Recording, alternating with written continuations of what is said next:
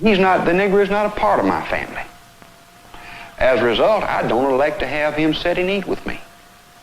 As a result, I don't elect to have him belong to a club that I may belong to. This is the way it has been. It's the history of the South. Is because we've been brought up like this. We have been taught like this. And we teach our children like this. And they'll teach their children like that. I think it is a matter that has been history all down through the years and will remain history. The right is two things. It is Christian nationalism and white nationalism. Blending those two things together is the project that we are engaged upon right now. Those two things equal America. In order to have true freedom of association, you have to repeal the Civil Rights Act, because that is in literally fighting against the Constitution. The two cannot exist at the same time. Barry Goldwater even talked about that back, when this was a thing. He was talking about how the civil rights regime was going to be built out. It would end freedom of association. And ultimately, what has it given white people? No rights. It's given political prisoners, thought crimes, censorship, banning. And now we can't have our own spaces, but they can have their own black everything and be in all our white spaces. All of this because they couldn't drink in the same water fountain or use the same toilet. Was it really that big of a deal? Many of you seen them clips before. And the reason why I'm playing that, I got something that I told you where I said I had some questions for you to ask many of these people that call themselves prophets, call themselves watchmen, and they're always promoting politics. I had some questions, and right here, I jotted it down. I jotted some questions down, just a few. If you got some questions, put them in the comments, because this is what you want to ask these people. Because, as that guy said, Christian nationalism and white nationalism is one. You see that, and let me make it clear before I go any further. I'm not saying every MAGA person is racist. I'm not saying that. But there's a whole lot that's within the body of Christ that are portraying themselves as a believer in Christ. And they are nothing but racist to the core. And they're trying to play it off. They think they're slick is what they do. They think they're really slick. And I got us a few questions here that we want to smoke, because I said we want to smoke them out. Smoke them out of this disguise and that they've been hiding, and how they've been trying to portray themselves as loving and kind, and that they're, exemplifying the Beatitudes. But no, these people, as I've been saying, their hearts are dark and they think they're slick. So let me look at some of these questions that I had written down, that these particular people that let you know that they're a false teacher, let you know that they're full of crap, is what it boils down to. Are they promoting Trump as a savior of the world? Are they doing that? Is that particular person, is he Trump as Cyrus? We got to get some of those pictures of Cyrus the Great with a picture of Trump all over Jerusalem. Yeah. The Friends of Zion are advertising Trump is the modern day Cyrus. And there's no doubt this is the word that God gave us. By the way, this is Christians shaping history. Donald Trump is the key actor. It was Christians, 40 million voting and participating Christians, that put him in office in 2016 and put him back in office again for his third term. And Trump is this king, that the savior, as you hear this person talk here. Say to Tiffany, we want Trump to declare himself king as soon as possible, so we never have to see these disgusting savages ever again. Are you being sarcastic or facetious? Absolutely not. Really Absolutely not. To be like a monarch. Absolutely. What's wrong with monarchs? What's wrong with it? You're telling me. You know what the tax rate? The tax rate was under King George? 4%. 4%, and only on. There was no income tax. There was no state tax. So we want to go back to zero taxes under King George. How would you transition our constitution? There wouldn't be. We would tear it up. We would burn it, and then Trump would do whatever he wanted to do. Just like most good kings do. You rip up the tyranny, you create a new country. Trump land. Trump land. Hell yeah. Formerly known as the United States of America, Trump land. Or Barronville. I like Barronville. Hell yeah, hell yeah, hell yeah. See? One state. Before I die, this is the last State thing. of Melania, the state of Tiffany. It's the last thing I want to see before I die. Absolutely. I love it. Absolutely. The Trump family's got to be a king, a monarchy. Junior Eric or Barron, who takes over? Look, I'll be of course. 93 years old in 2052. That's and I right. hope before I die, the last thing I see with my dying breath, I hope I see Barron Trump being sworn into office. Do they have a mindset like that? That's crazy, isn't it? There's people that literally, Johnny Enlow, listen to this. The apostolic clarity that's coming right now is coming from King Donald Trump, but it extends even over the church because he is a fellow believer, and every single one of his values that he lays out there are biblical values. Apostle Trump. Yeah. Let's go with Prophet Elon. There's some things the Lord showed me. Archangel Michael is working very closely with Trump. Archangel Gabriel working very closely with Elon. These people are okay with stuff like that. So that's the you want to ask these self-appointed prophets and watchmen or whoever they all to call themselves. Ask them, do you want a king? Is that what you want? Or are you whining and crying because things ain't going your way and you're acting like the children of Israel and just desperate and you just take anybody and you want this total, someone to just have total reign over the world in such a way? I mean, this is crazy. But this is one way. Smoke them out. Because if you look at these people, some of them, their ministry is centered around Donald Trump in a spiritual way, to where they've elevated him to a godlike status, and that if he's not in power or if he's not moving in this direction or that direction, that your spiritual destiny is destroyed. This is crazy stuff. So you need to look into that. Do they believe in conspiracies? Let's look at some of these people with some of these conspiracies. Doing there January 6th? Supporting Trump. Okay. Do you think that the other people there were there with Antifa? Oh, absolutely. There's people there with Antifa. Let me ask you a question. Why would Antifa want to disrupt the certification of the vote for president who they would support? Well, I don't know if they would support him or not. Oh, you think there's a chance that Antifa wanted Trump to still win? Well, no. I just think he was done by the Democrats. The Antifa was by the Democrats. But they would have wanted Biden to be sworn in eventually. Oh, absolutely, yeah. So why would they have it, stormed the Capitol? I don't know. Yeah, me neither. What do pirates do? Steal, plunder. What do we believe happened in that election? I'm gonna just leave that alone. I know I'm going down the rabbit hole. And like I said, this is all speculation. I want to be clear. I'm not saying that God told me that. I just said, man, that's very interesting. Do you want Trump to run in 2028? I think he'll be giving it back. Just giving it? Stolen. But this is his second term, though, and you only get 2 terms. Technically his third. He told you he was the dash, too. He was commander-in-chief. Biden never got the biscuit. Wait, so Donald Trump has been president for the last 9 years? Commander-in-chief, yes.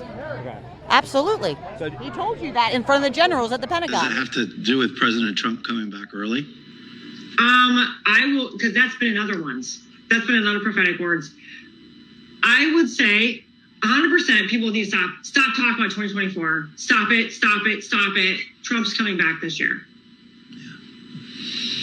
He's coming back this year, without a shadow of a doubt. I know it because the Lord's told me. Now, do I know what's going on in his camp? Is that necessarily? No, the Lord has said he is coming back this year. A new government, the fraudulent government was going to come down. It's some wild stuff, isn't it?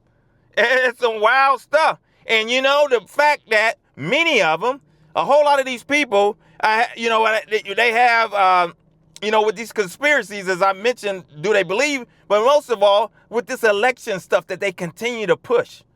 We're going to get more into Marcus Rogers because this guy needs some serious help. And the conspiracies with him and calling himself a pastor. And that's the thing. A lot of them are in leadership positions. and they are promoting nothing. They are dark into conspiracies, very dark into conspiracies. And so if you have a person that their life is peddling in conspiracies day after day. JFK alive. Yes. JFK. President John Fitzgerald Kennedy is alive. He's 108 years old, and he has access to a med bed. And that was his body double that was killed on November 22nd, 1963. Mr. Tippit was killed. So John F. Kennedy is still alive, and he's 108, and he's just he has a what? A med bed. Week after week, year after year, you know, we need to smoke that person out. You need to see, because I mean, some of the stuff is you just all you can do is laugh, because I mean, where they get their ill-advised facts, where it shows that they're not studying the Bible, as you see right here. The Bible should be taught in schools. Yes. Yeah. Most definitely, because children have gotten away from that. You know, because they have, and it needs to be put back in all the schools, Catholic schools and public schools. So you want the Bible back in school? Do you think there are books that should be banned from schools? Yeah, of course. There is a book that has a story of two daughters getting their father drunk and having sex with them. Would you want that in a school? No, absolutely. Yeah, of course not. Of course not. No, that's outrageous. That's the devil's work. We don't want the devil's work in school. All right, well, there you have it. Talk to some people who want the Bible taught in school, but also want the Bible banned in school. So, you see that? Perfect example of people that don't study the scriptures. That's why these false teachers and all of these people can get away telling people anything. Telling them anything. They look foolish, didn't they? Very foolish. But this is what you have. So you get these teachers that are online taking advantage of people that don't understand the scriptures, haven't read their Bibles, and they just go right along with it. But a lot of it is because of what's inside of their hearts. Because like I said, their hearts are dark. A lot of these people that, you know, and as I mentioned, like I said, not all are racist. But this country, I'm going to say this. Somebody had mentioned it. This country, the racism, basically, as I said, was swept under the rug. And Trump was, him in power, peeled that somebody made a comment about peeling the Band-Aid off. It just exposed it. I even saw someone mention that if it wasn't for Obama, there wouldn't be no Trump. Because of the racism, the people, and we're going to dive into that. Why are people still so obsessed with Obama? But see, the people, these racists, they set up and they cannot get over the fact that a black man was in power for 8 years. And that because they think of people of color less than, and they can't get over that. And they won't get over that, many of them. And that's the problem. And you're not an American because originally you were slaves and you didn't even have value in terms of the political system. Then they were given like 3/8 of the value, right? Of 3/5. 3/5. Thank you. In my world, it was 3/8, but I live in a utopia. No, I'm just kidding. But it was like 3/5, and you go down, and it's like then amendments were made, and there was adjustments that gave you citizenship and the right to vote. But it didn't make you an American. It just gave you American citizenship. It gave you legal right. And that's why it doesn't take a genius to notice that black people and white people in America look, act, behave fundamentally different, both individually and collectively. Now, that's not to say that black people aren't valuable in the eyes of God. It's not to say that white people are better than black people, even if they are. So we'll talk more about that. Many of these people that are masquerading as the prophets in them, because they're standing behind this nationalism type movement where they want to force their version of Christianity down people's throats.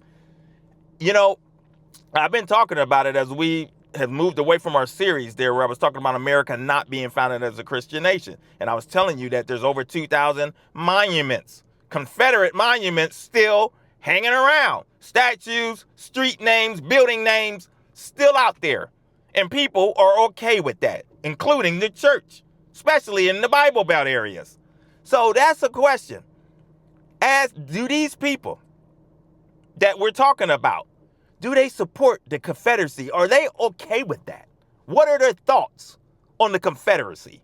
Because there's a whole lot of millions of people that are still worshiping losers, because that's who they were, losers that fought to keep people down and in bondage. They're losers. But these people are okay with the mistreatment of others.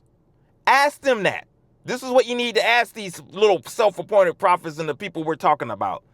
And because I have on here, in their mind, do they see people as equal? They're always pray for the politicians' family members. Yes, we're supposed to pray for our leaders, but it's this obsession.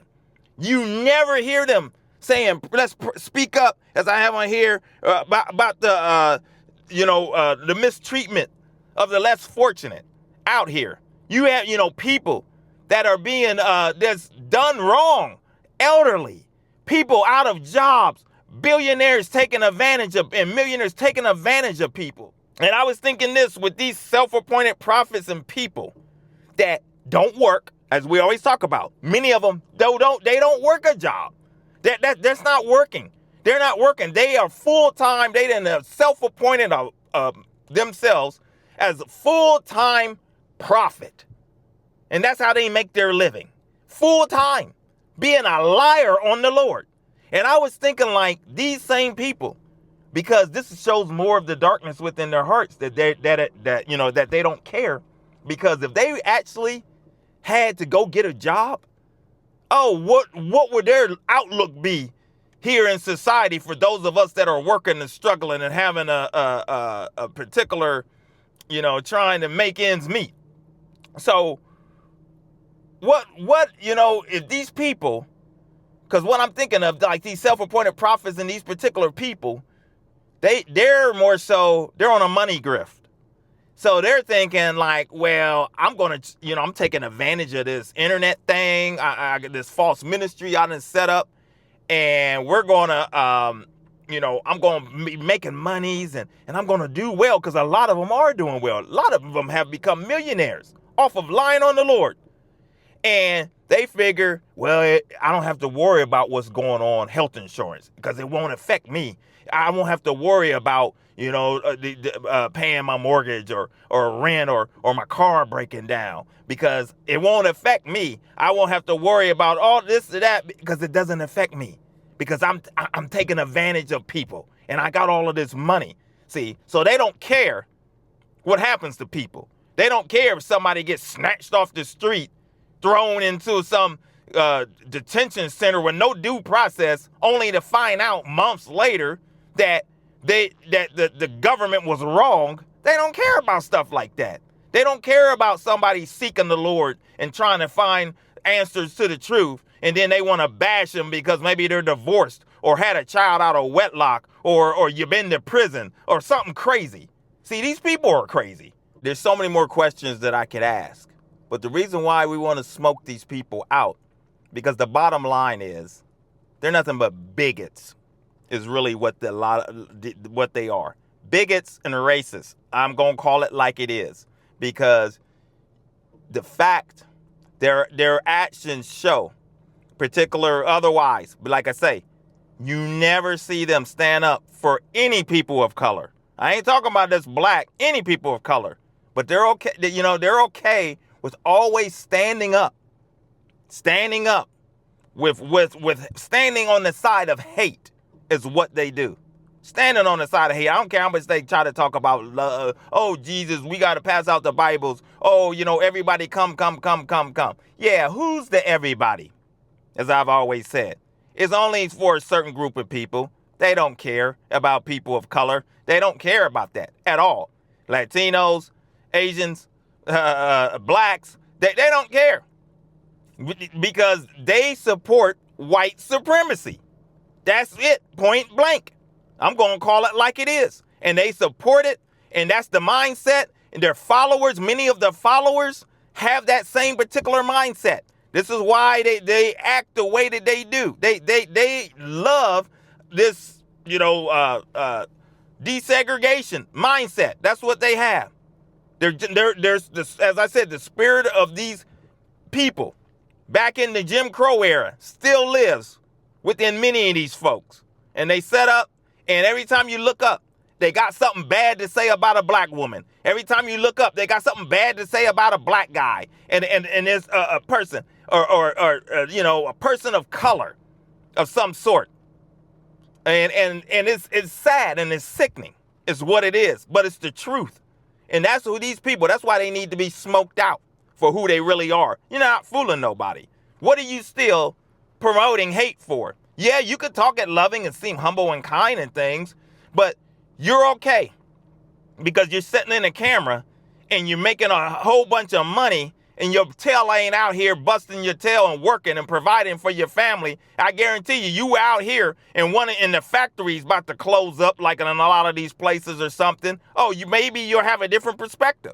Or maybe that would happen. Or, you set up and you find yourself out on the street and you're about to be evicted or something. Maybe your perspective would change and you wouldn't be sitting here that's heartless type people. I mean, many of these people are heartless. And that's what they are. So they can try to act like they're teaching God's word. They can try to act like that. But as long as you're promoting a theocracy within this nation, that as we call it, Christian nationalism. I know a lot of people don't like the term, but it's the term that is used for they swap white supremacy, Christian nationalism. Them terms are interchangeable. It's what it is. And as long as you support that, that tells me that you've got a dark heart and that you promote hate. That's what it tells me. And this is how, and there's plenty of more questions, we could smoke these people out. Because this is the mindset that we have been, that have set the presidents right now in this country. It's things are going in an opposite, I mean, it's terrible. It's really terrible, the relations that are happening with these types of people that think they're slick. But we're going to continue to call them out, as we always do. And see, so as I close this message out, I want you to see this particular video from taking place 1965 in Mississippi. Remember I told you, the Confederate spirit still lives on throughout this nation within many of people, and it's just hovering over especially over this nationwide. And yeah, we've made a little progress, but in reality, there's so much. And I told you, eventually I'm going to make a video of what solution I think that needs to be done to make this thing right. And so we need to talk about that. The solutions that will make that right. And I'm going to show you this video here. I'm going to show you this video from back in 1965 of the mindset of these particular people. And guess what? If you were 20 years old, 15 to 25 in 1965, guess what? You're still alive. You're still alive. You're in your 70s or 80s. You're still alive for many of these people. So look at this and look at the particular father, what his statement was in this particular clip. Take a look. The fact that we have a good set of Negroes here, and they don't want to be disturbed. They really are. I have one that I just love. She nursed my children for about 6 years, and I wouldn't have her want for a thing if I found out that she needed something. And I was right amused when my daughter from Arlington, Virginia came down. She was one of the children that Missy had nursed. And I got my son to drive us out to see Missy. And she had also nursed him. And his little boy was in the car with us. And when Missy came out, she said, "Look at my children." And she put her arm right around William's shoulder. And the little boy just looked up at her, he didn't know what to make of it. And I said, "Listen, Billy, she was a mother to him for a while. I'll tell you, she helped nurse him." And so that's the association we had with them, and I presume there's still some good ones around. Of course, there are some getting some ideas, and that's all right. That's progress. But we've got some mighty good donkeys here. The Negro is not a part of my family. As a result, I don't elect to have him sit and eat with me. As As a result, I don't elect to have him belong to a club that I may belong to. This is the way it has been. It's the history of the South. It's because we've been brought up like this. We have been taught like this. And we teach our children like this. And they'll teach their children like that. I think it is a matter that has been history all down through the years and will remain history. Well, I guess it's just plain born in us, instilled in us. In spite of the fact that you have great respect for some Negro individuals, respect them as people, and not just as a servant. There is some physical revulsion, I think, that the skin is dark. And I guess it's just something that we are so familiar with, it's just impossible, really, to overcome it. But as a rule, they are a very happy people. A large percent of them do not worry because they know that they're going to be taken care of. I've had a number of them to remark to me that, well, they know Mr. Brown or Mr. Jones, Mr. Smith's going to take care of us. They know that. They know that they're not going hungry. And they're not going to need for clothes as long as they'll work and do halfway right. They know that they're going to be taken care of. So they have no worries. In order to segregate the Negro, we essentially must segregate ourselves, you see. You cannot enslave, if you want to use that word, or hold down or discriminate against someone else without in turn having the same thing happen to yourself. The changes that will happen as they go along will release us, free us, if you will, so that we can have a much broader perspective on human responsibility and human dignity and human rights.